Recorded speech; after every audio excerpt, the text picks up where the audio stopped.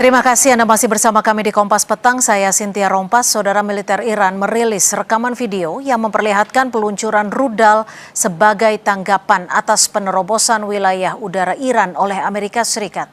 Salah satu yang diserang adalah pangkalan militer AS di Arab Saudi.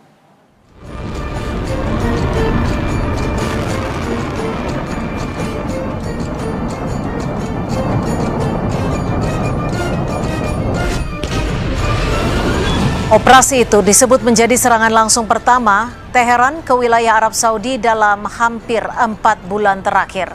Iran menargetkan pangkalan militer AS dengan rudal balistik. Pemerintah Arab Saudi belum memberikan konfirmasi maupun bantahan atas laporan yang beredar tersebut. Meski demikian, saudara, otoritas pertahanan sipil Arab Saudi sempat mengeluarkan peringatan dini bagi warga di kota Al-Qarj dan Yanbu.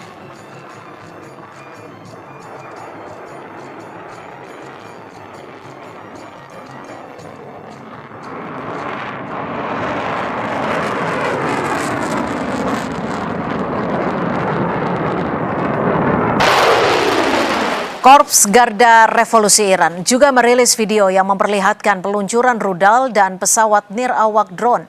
IRGC mengklaim senjata-senjata tersebut ditembakkan ke arah pangkalan Amerika di Yordania sebagai tanggapan atas serangan AS terhadap infrastruktur Iran. IRGC menyebut angkatan udaranya melancarkan serangan terkoordinasi menggunakan rudal dan drone terhadap pangkalan militer Amerika di Azraq, Yordania sebagai bagian dari respon berkelanjutan atas serangan Amerika terhadap infrastruktur sipil Iran. Mereka menyatakan operasi yang dilakukan saat fajar itu merupakan gelombang ke-20 dari operasi Nasr 2 dan menyasar hanggar pesawat tempur serta area parkir pesawat berukuran besar di pangkalan tersebut.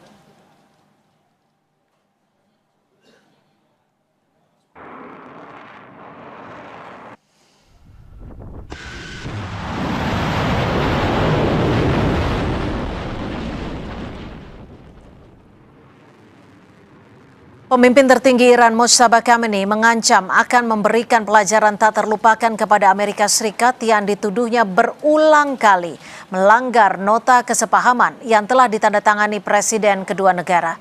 Menurutnya pelanggaran tersebut menunjukkan bahwa tanda tangan Presiden AS Donald Trump saat ini sudah tidak bernilai dan tidak memiliki kredibilitas. Khamenei menyatakan pelanggaran yang disebut dilakukan Amerika Serikat kembali memperlihatkan bahwa komitmen Washington terhadap kesepakatan tersebut tidak dapat dipercaya. Khamenei memperingatkan apabila Washington terus meningkatkan konflik, Amerika Serikat akan menghadapi pelajaran tak terlupakan dari rakyat Iran. همزمان با این حماسه نقض عهدهای مکرر شیطان بزرگ نسبت به تفاهمنامه امضا شده بین رئیس جمهوران ایران و آمریکا بار دیگر این حقیقت را به همگان ثابت کرد که امضای رئیس جمهور آمریکا چقدر بی‌ارزش و نامعتبر است و زورگویی، تمامیت خواهی و وحشیگری اجزاء لاینفک مرام و مسلک آمریکایی می باشد. Kantor berita Iran melaporkan serangan Amerika Serikat yang dilancarkan Jumat malam merusak sebuah jembatan dan 2 terowongan sehingga mengganggu salah satu jalan raya utama menuju Bandar Abbas, kota yang terletak di dekat bagian tersempit Selat Hormuz. Amerika Serikat dan Iran saling melancarkan serangan yang menyasar infrastruktur dan target militer. Seiring memanasnya konflik, mereka memperebutkan kendali atas selat tersebut. Iran juga melaporkan adanya serangan terhadap Pulau Qasem yang strategis dan terletak dalam wilayah Selat Hormuz.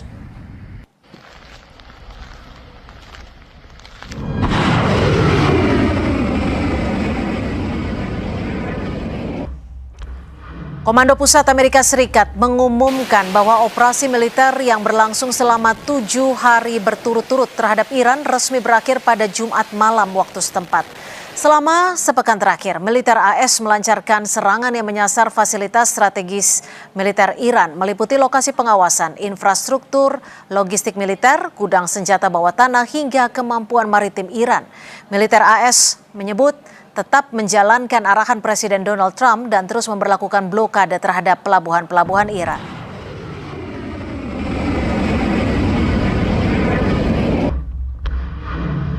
Setelah membombardir sekutu Amerika Serikat sebagai balasan atas serangan fasilitas sipil dan militer Iran, pemimpin tertinggi Iran Mojtaba Khamenei mengeluarkan peringatan keras kepada Amerika Serikat.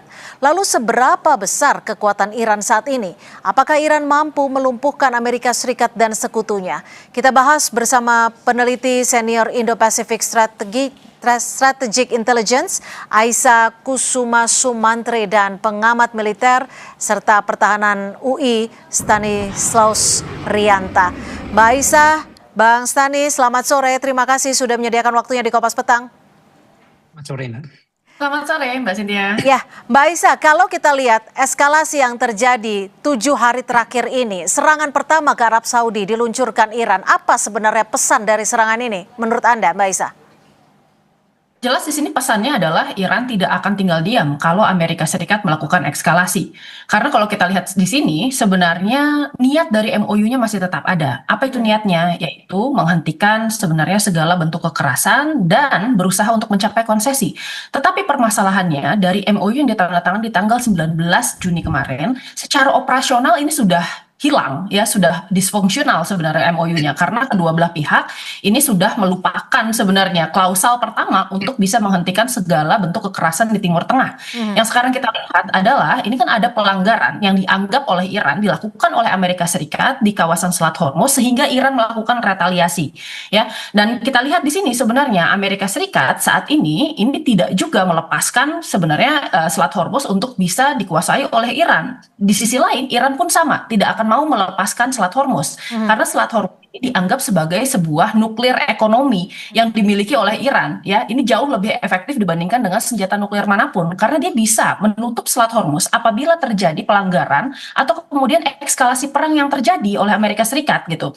Di sini kita lihat gamenya kembali menjadi sebuah chicken game theory, dalam artian kedua belah pihak ini tidak mau sebenarnya, ya, menjadi pihak yang kalah. Jadi mereka ini takut sebenarnya untuk bisa menuruti MOU. Karena apa? Karena kalau mereka menuruti MOU dengan cara misalnya melakukan deeskalasi sementara pihak yang satunya itu terus menyerang, maka mereka akan ada dalam posisi yang merugikan. Oleh karena itu, meskipun yang paling menguntungkan itu adalah sama-sama stand down, di sini kita lihat bahwa keduanya itu sama-sama melakukan, ya, eskalasi atau menaikkan tensi dari peperangan ini. Dan ini yang sebenarnya kita khawatirkan, ya, bahwa MOU-nya sebenarnya ke depannya ini menjadi gagal. Oke, Bang Stani, ketika MOU dianggap sudah tidak berarti lagi dan kemudian masing-masing negara Iran dan juga Amerika Serikat seakan-akan menciptakan eskalasinya sendiri. Lalu apa yang Anda baca dari peringatan yang dikeluarkan Mojtaba kali ini? Apakah peringatan yang disebutkan oleh Mojtaba ini bisa dikatakan peringatan yang cukup serius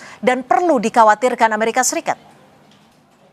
Ya, perjanjian itu memang rapuh. Jadi sekarang perjanjian itu tidak ditaati, semuanya sudah melanggar, sehingga dampaknya seperti ini. Nah, kekhawatiran saya adalah ketika nanti Iran benar-benar marah dan dia melancarkan serangan dan terjadi serangan yang cukup vital. Misal kapal induk AS yang berada di sekitar Selat Hormuz itu nanti diserang oleh rudal, ini akan memicu serangan balasan yang cukup besar. Misalnya nanti AS melakukan serangan darat atau penerjemahan lintas udara, ini yang berbahaya.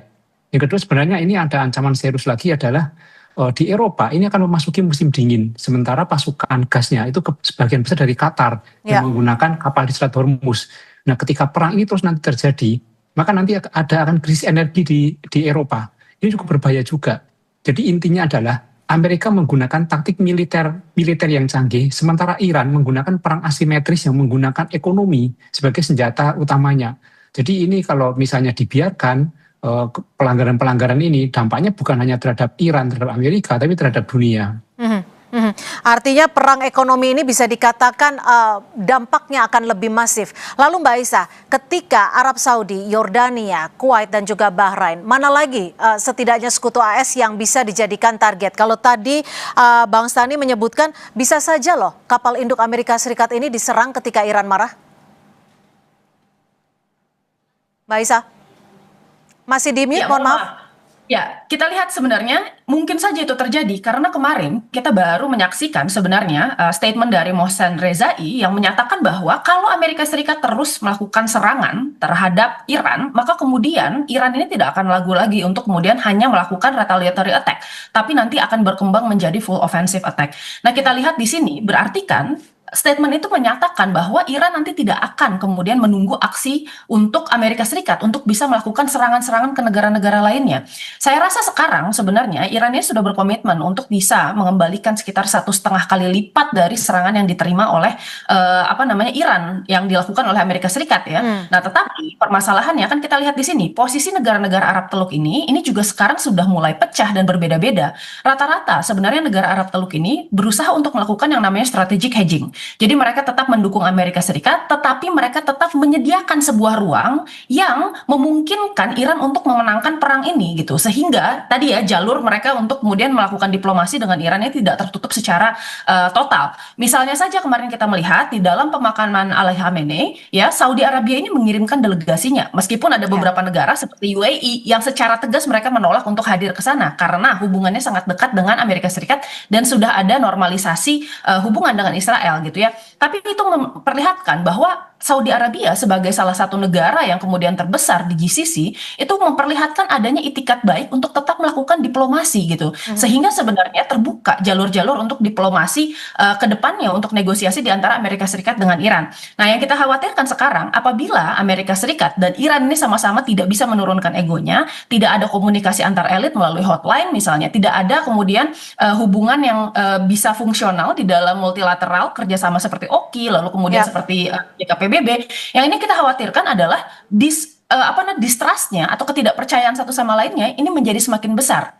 Sehingga ini membuka peluang bagi kedua negara untuk sama-sama saling menyerang tanpa adanya komunikasi yang efektif. Nah, apa yang kemudian bisa terjadi? Ya, dikhawatirkan ini akan menjadi konflik yang kembali ke full scale attack seperti di tanggal 28.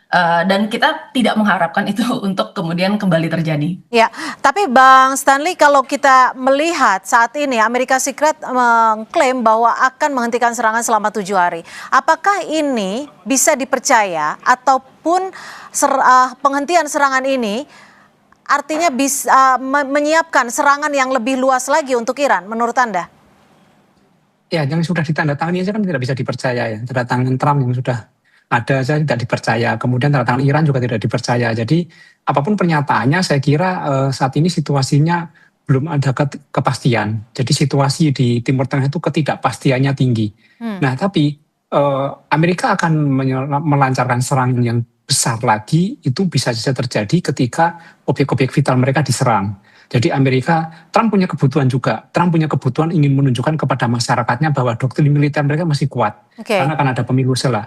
Kalau Amerika dianggap lemah, Amerika menunjukkan kelemahannya, ini berbahaya bagi Trump. Saya kira Trump akan terus melakukan serangan yang jauh melebihi Iran dan ingin serangan yang untuk semakin melemahkan Iran supaya dia juga tidak kehilangan muka dengan pendukungnya. Jadi tidak ada kepentingan tunggal di sini, jadi banyak kepentingan yang terjadi sehingga situasinya sulit dibaca dan ketidakpastiannya tinggi. Tapi saya kira pancingan-pancingan Iran itu bisa membuat Amerika melakukan serangan yang lebih besar lagi. Tapi apakah ini artinya amunisi yang tersedia baik dari Amerika Serikat dan Iran ini masih sama-sama kuat, masih memiliki amunisi yang bisa dikatakan membuat eskalasi perang ini lebih besar lagi menurut Anda? Ya pasti Amerika cukup kuat secara teknologi, secara alutsista dia cukup besar kemampuannya. Dan Iran saya kira 40 tahun di blokade, dia di embargo, dia juga mampu menghasilkan alutsista secara mandiri. Kedua negara ini mempunyai alutsista yang cukup kuat dan amunisi yang cukup kuat. Apalagi kita lihat polanya, ketika ada 7 hari serangan, kemudian 7 hari jeda. Jeda ini maksudnya adalah reload ya, reload amunisi, memproduksi amunisi lagi. Jadi nanti serangannya juga akan lebih kuat lagi. Mbak Isa, serangan bisa dikatakan bisa saja meluas, namun targetnya yang juga dikhawatirkan adalah pangkalan-pangkalan militer. Apa yang Anda lihat dari serangan balasan beruntun ini, Mbak Isa? Ya, kalau kita lihat di sini Iran masih berusaha untuk fokus ke fasilitas-fasilitas militer yang dilakukan oleh Amerika Serikat. Meskipun kita lihat sebenarnya prinsip yang sebaliknya itu dilakukan oleh AS yang mengincar sebenarnya fasilitas sipil yang ada di Iran. Kenapa kemudian fasilitas sipil? Jawabannya satu, sebenarnya Amerika berusaha untuk memutus kemampuan Iran untuk bisa bertahan di dalam perang yang sifatnya itu asimetris dan perang atrisi. Karena apa? Fasilitas penunjang seperti misalnya stasiun kereta api, jembatan, lalu kemudian pabrik-pabrik, itu sebenarnya mendukung kekuatan Iran untuk bisa bertahan melawan tekanan Amerika Serikat, khususnya tekanan ekonomi yang diciptakan oleh blokade di atas blokadenya Iran di Selat Hormuz.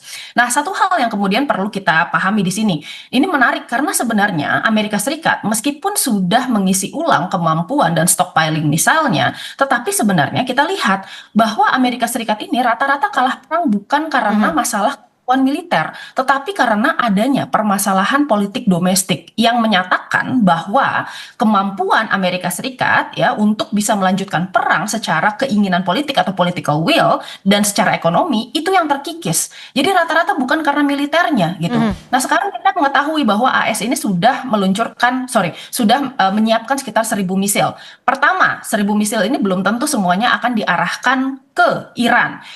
Karena AS tetap membutuhkan itu di front di Asia Pasifik ya, dan kemudian di Ukraina. Lalu yang kedua, kita bisa melihat bahwa sekarang War Power Resolution ini sudah ditandatangani sebenarnya melalui Kongres di AS gitu ya, dan Donald Trump ini memiliki waktu sekitar 60 hari untuk bisa menghentikan perang ini. Nah, kita nggak tahu apakah di akhir sebenarnya Donald Trump ini bisa mendapatkan konsesi yang diinginkan oleh Amerika Serikat dengan waktu yang sangat terbatas. Sementara kita sudah berada di dalam mark 1 bulan setelah perjanjiannya ini ditandatangani, gitu ya. Di sisi lain sebenarnya masih ada Israel juga yang masih mendesak, serta politisi-politisi hawkish Amerika Serikat.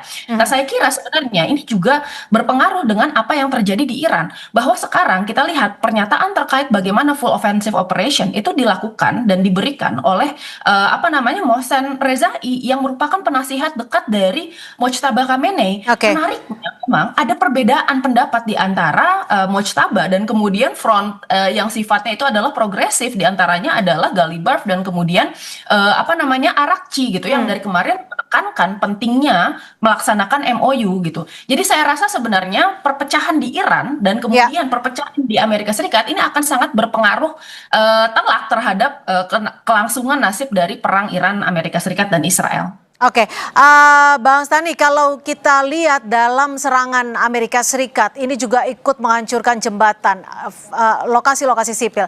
Apakah ini Anda bisa katakan sebagai kejahatan perang?